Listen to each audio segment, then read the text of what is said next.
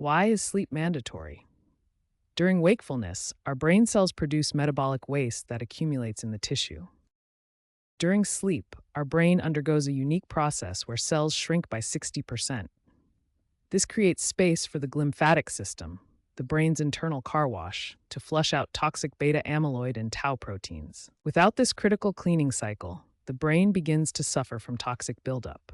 Over time, this degradation leads to rapid neuronal cell death, emphasizing why sleep is not optional, but a biological necessity.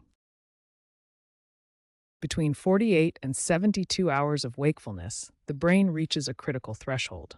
The body begins to initiate involuntary shutdowns, known as microsleeps. Microsleeps are brief, 1 to 10-second lapses into unconsciousness.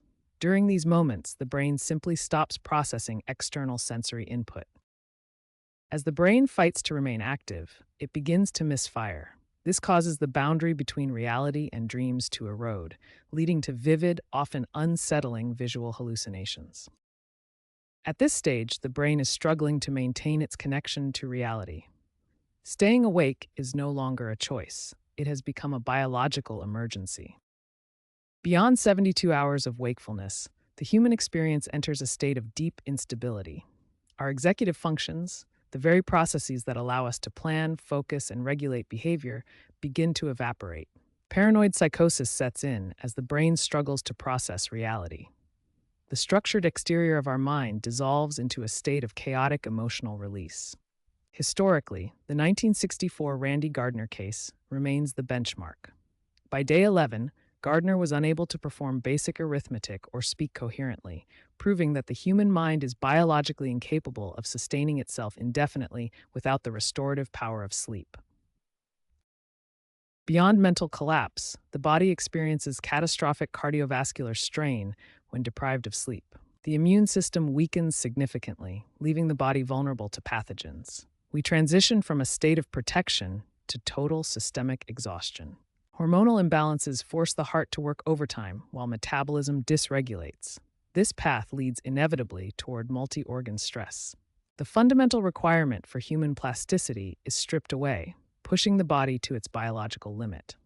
Many in the hustle culture era believed we could optimize sleep away. We now know this is a dangerous fallacy. Technology-assisted wakefulness or stimulants only provide a temporary mask, not a real solution. They are essentially loan sharks borrowing energy from your future self.